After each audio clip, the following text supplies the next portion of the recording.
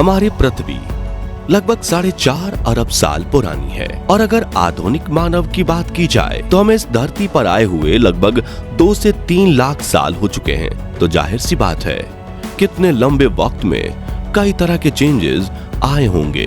इतने एवोल्यूशन और डेवलपमेंट हम इंसानों में हुई है कि आज हम इंसान चांद तारों तक की दूरी मेजर कर पाने में सक्षम हैं और यहाँ तक कि हम आज दूसरे ग्रहों पर भी जाने की सोच रहे हैं, लेकिन अपनी उत्पत्ति के इतिहास से पर्दा हटाने में हम पूरी तरह से सफल नहीं हो पाए हैं। तो आइए साथियों, पृथ्वी पर इंसानों की उत्पत्ति के बारे में जानने से पहले हम यह जानते हैं कि आदि मानव का जीवन कैसा था। दोस्तों, वैज्ञानिकों को पृथ्वी के अलग अलग हिस्से में मिले मानव जीवाश्मों से ऐसा पता चलता है कि आज से लाखों वर्ष पहले आदि मानव की अलग अलग जातियां इस धरती पर अलग अलग जगह पर रहा करती थीं, जिसमें से मिड एशिया के कुछ हिस्सों में जो आदि मानव के जीवाश्म मिले उन पर साइंटिस्ट ने स्टडी कर उसे होमो सेपियन का नाम दिया।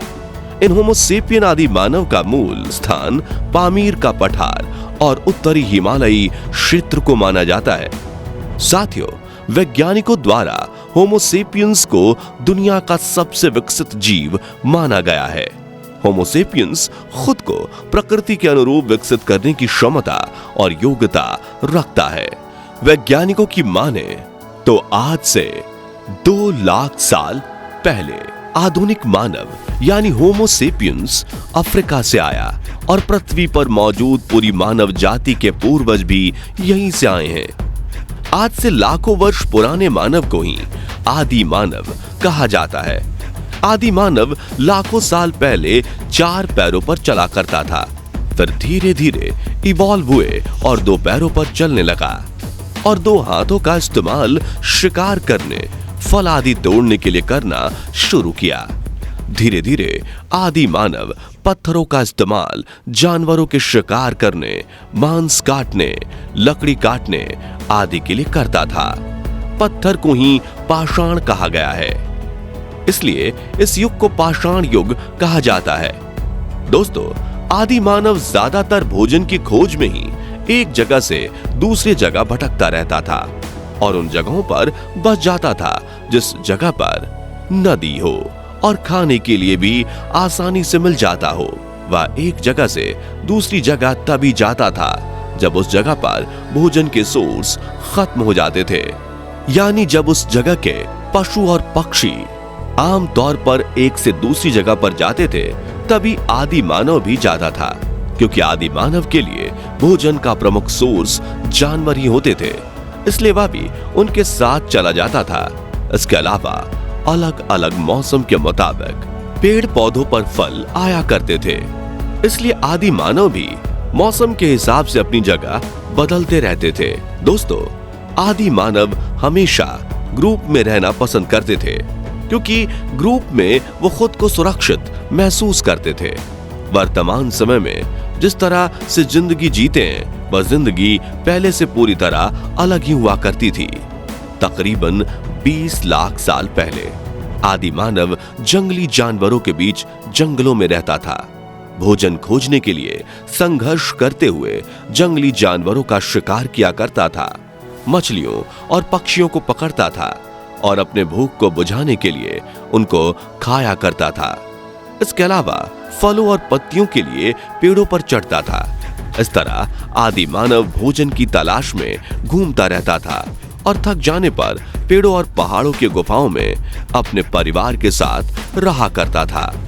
साथियों, आदि मानव ने ही आग की खोज की थी, यह उनकी पहली सबसे बड़ी उपलब्धि थी। आग की खोज करने के बाद आदि मानव मांस को भूनकर खाने लगे। रात के समय आग जलाकर रोशनी में रहने लगे, ठंड के समय आग जलाकर गर्मी प्राप्त करने लगे और साथ ही जंगली जानवर आग से डरते थे, इसलिए आदि मानव आग जलाकर जानवरों से खुद की सुरक्षा भी करने लगे थे। हजारों साल तक ये सिलसिला चलता रहा और उनमें धीरे धीरे आगे और विकास हुआ। अब ठंड, बरसात आदि से बचने के लिए वृक्षों की छाल, पत्तों तथा जानवरों की खाल से अपना शरीर ढकने लगे थे। धीरे धीरे आदि मानवों ने इधर उधर भटकना बंद किया और झोपड़ी बनाकर रहने लगे। साथ ही वो जो फल और अनाज खाया करते थे, उन पेड़ पौधों को अपने आसपास ही उगाना शुरू कर दिया और खेती करने के प्रारंभिक तरीकों की खोज कर ली थी।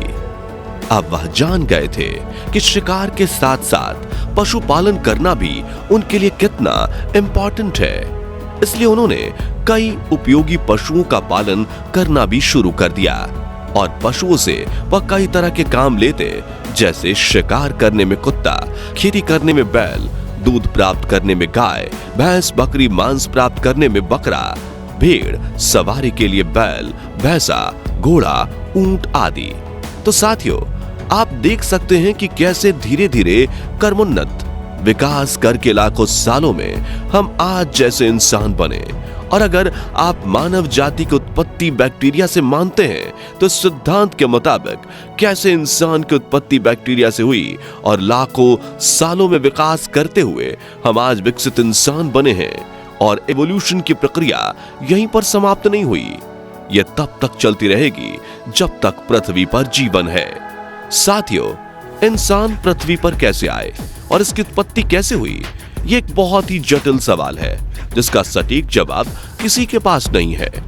बात जब इंसानों की उत्पत्ति की आती है तो जीवन की उत्पत्ति के बारे में सभी धार्मिक ग्रंथों में अलग अलग तरीके की बातें बताई गई हैं। इन सभी धार्मिक ग्रंथों में यही बताया गया कि कोई ईश्वरीय शक्ति ने ही इंसानों को पृथ्वी पर उतारा है और इंसानों के लिए ही सभी तरह के जीवों और पेड़ पौधों को उत्पन्न किया है। लेकिन ये बात गलत साबित हो जाती है कि जब हमारे सौर मंडल में कुल 8 ग्रह हैं, तो क्या उस ईश्वरीय शक्ति ने उन पर इंसानों को क्यों नहीं पैदा किया? केवल पृथ्वी पर ही इंसानों और अन्य जीव जातियों को क्यों उत्पन्न किया? लेकिन पृथ्वी पर जीवन की उत्पत्ति के रहस्य की इन अनसुलझी पहेलियों के बारे में अगर वैज्ञानिकों के विचार को जाने तो अलग अलग वैज्ञानिक ने इस मामले में अपने अपने तर्कों को सामने रखा है और समय समय पर इन वैज्ञानिकों ने कई थियरी भी दी है। लेकिन अब इनमें कौन सा तर्क और थियरी ज्यादा सही और सटीक है, इसका चुनाव कर पाना आज भी संभव नहीं हो पाया है। साथियों, इंसानों की उत्पत्ति को लेकर कई वैज्ञानिकों का यह मानना है कि लाइफ की शुरुआत समुद्री जीवों से हुई है और यदि समुद्र से लाइफ की शुरुआत हुई है तो इसका सीधा मतलब यह है कि निश्चित रूप से इंसान भी समुद्री जीव ही था। पृथ्वी की उत्पत्ति आज से 4.5 अरब साल पहले हुई थी और लाखों साल बाद अब सबसे पहले बैक्टीरिया जैसे कि एक सेल वाले जलीय जीव पैदा हुए। इसके काफी समय बाद धीरे धीरे जटिल जीवों का विकास हुआ। वैज्ञानिकों का कहना है कि इन बैक्टीरिया में से कुछ जमीन पर रहने लगे और धीरे धीरे इससे ही इवोल्यूशन होने के बाद इंसान और अन्य धरातलीय जीवों की उत्पत्ति हुई। वहीं दुनिया के सभी बड़े वैज्ञानिकों का सामूहिक तर्क भी यही है। दोस्तों, 440 करोड़ साल पहले पृथ्वी पर इतनी गर्मी हुआ करती थी कि गर्मी की वजह से पृथ्वी पर पानी भाप बनकर वायुमंडल में उड़ जाता था। आज से कई लाख साल पहले जब धरती धीरे धीरे ठंडी हुई तो फिर बारिश होने लगी, जिससे तालाब बने, झीलें बनी और फिर महासागर बने। दोस्तों, 380 करोड़ साल पहले हमारे पास चांद हुआ करता था, समुद्र हुआ करता था, लेकिन वह वैसा नहीं था जैसा कि आज हम देख रहे हैं। इसलिए पृथ्वी पर लाइफ की शुरुआत के लिए अभी और वक्त और बदलाव की जरूरत थी। लेकिन 380 करोड़ साल पहले समुद्र के नीचे एक नई रिवोल्यूशन की शुरुआत हो गई। समुद्र के नीचे हाइड्रोजन, ऑक्सीजन, कार्बन, नाइट्रोजन आदि केमिकल से मिलकर जीवों की संरचना शुरू हो गई थी और इस तरह पृथ्वी पर पानी के भीतर जीवन की शुरुआत होने लगी। सबसे पहले जीवन की शुरुआत बैक्टीरिया के रूप में हुई। ये बात अलग है कि हमने विकास और लंबे समय से हो रहे इवोल्यूशन की वजह से अलग अलग रूप धारण कर लिया।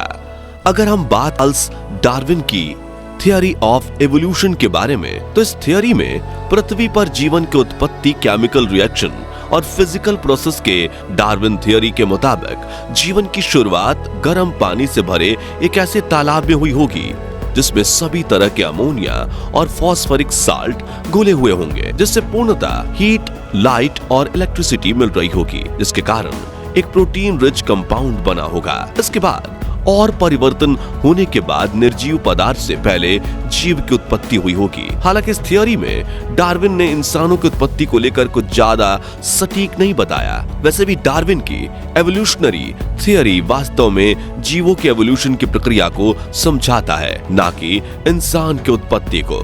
साथियों, ऐसा भी नहीं है कि डार्विन के सिद्धांतों से भी सभी वैज्ञानिक सहमत हैं।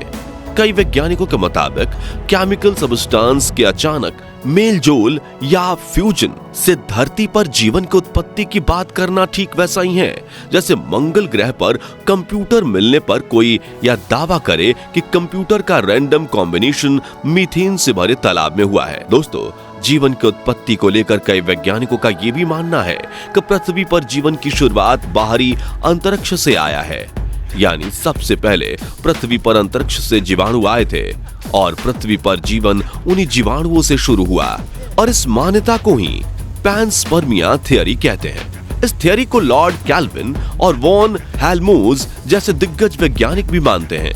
अब आप ये सोच रहे होंगे कि आखिर ये जीवाणु अंतरिक्ष से पृथ्वी पर कैसे आ गए, तो इसके जवाब में वैज्ञानिकों का कहना है कि यह जीवाणु अंतरिक्ष में उड़ने वाले कण, धूल, मिट्टी अथवा उल्का पिंडों के साथ पृथ्वी पर पहुंचने में सफल हुए और इसी से पृथ्वी पर जीवन की शुरुआत हुई। फिलहाल पृथ्वी पर जीवन की शुरुआत कब, कैसे और कहां हुई, इस विषय पर ढेरों सिद्धांत और विवाद हैं। इन सिद्धांतों में से कौन सा सही है और कौन सा गलत, इस पर निश्चित रूप से कुछ भी नहीं कहा जा सकता। जीवन की उत्पत्ति को लेकर सिद्धांतों को पेश करने का यह सिलसिला फ्यूचर में भी जारी रहने वाला है और यह हम इंसानों पर है कि हम किस सिद्धांत को मानकर आगे चलना चाहते हैं। किसी ने ठीक ही कहा है, जीवन की उत्पत्ति विज्ञान की सबसे कमजोर कड़ी है।